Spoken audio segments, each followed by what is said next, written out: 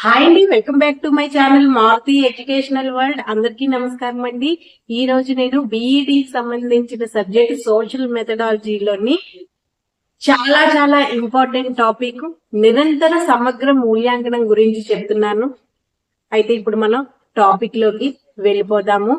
నిరంతర సమగ్ర మూల్యాంకనంలోని అంశాలు ఏంటేంటి ఉంటాయి అని అంటే, పాఠ్య బోధనకు ముందు బోధనాభ్యసన ప్రక్రియ జరుగుతున్నప్పుడు, జరిగిన తర్వాత, తరగతి గదిలో, ప్రయోగశాలలో, గ్రంథాలయాల్లో, ఆట స్థలంలో ఎక్కడైనా విద్యార్థి యొక్క శారీరక, మానసిక, సాంఘిక, ఉద్వేగ వికాసాలకు పరిశీలించి, అంటే ఉద్వేగ వికాసాలను వీటన్నిటినీ పరిశీలించి నమోదు చేయడం నిరంతర సమగ్ర మూల్యాంకనం యొక్క ముఖ్య ఉద్దేశము. దీన్నే సిసిఈ అని అంటారు, సిసిఈ అంటారు.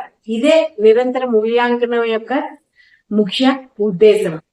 అయితే బానే ఉందండి. మరి సిసిఈ అంటే ఏంటి అంటే, సి అంటే కంటిన్యూస్, అంటే నిరంతరం. అంటే ఏంటి అంటే, బోధనాభ్యసనం మొదలైనప్పటి నుంచి బోధనాభ్యసన ప్రక్రియ జరుగుతున్నంత సేపు కొనసాగేది. కంటిన్యూస్ అంటే సి అంటే కంటిన్యూస్ అంటే నిరంతరం. అంటే బోధనాభ్యాసన ప్రక్రియ మొదలైనప్పటి నుంచి ఆ ప్రక్రియ జరుగుతున్నంత సేపు కొనసాగేది. ఇంకా నెక్స్ట్ ఇంకో సిసిఈ అన్నాను కదా, ఇంకా నెక్స్ట్ ఇంకో సి అంటే కంపారిసివ్ అన్నమాట. అంటే సమగ్రం.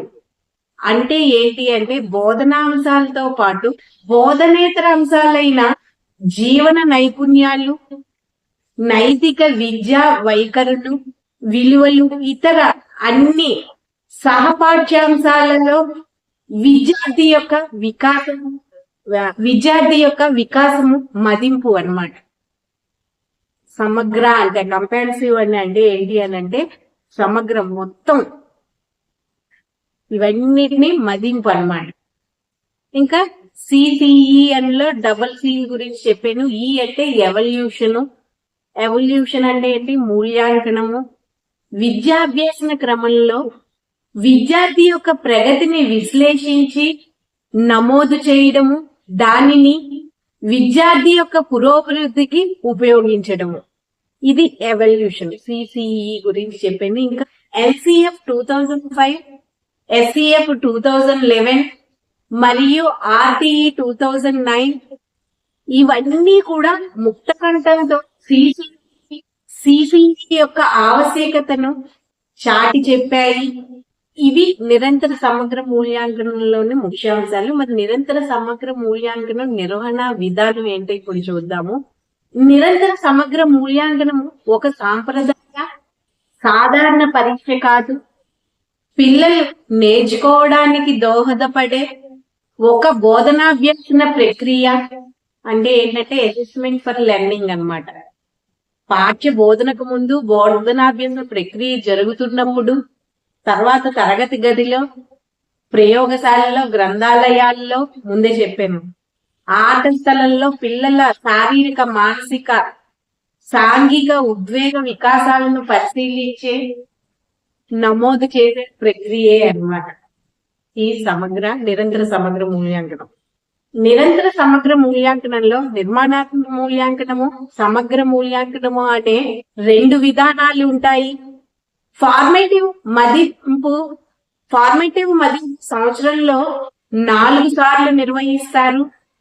అంటే 4 సార్లు అంటే జూలై, సెప్టెంబరు, డిసెంబరు, ఫిబ్రవరి. ఫార్మేటివ్ మదింపు 4 సార్లు సంవత్సరానికి ఈ నెలలో నిర్వహిస్తారు. సమ్మేటివ్ మదింపు సంవత్సరంలో 3 సార్లు నిర్వహిస్తారు. మరి ఏ నెలలో అంటే అక్టోబరు, జనవరి ఈ నెలలో నిర్వహిస్తారు సమ్మేటివ్ మదింపు అన్నది. ఇది ఇవాళ క్లాస్ అన్నమాట.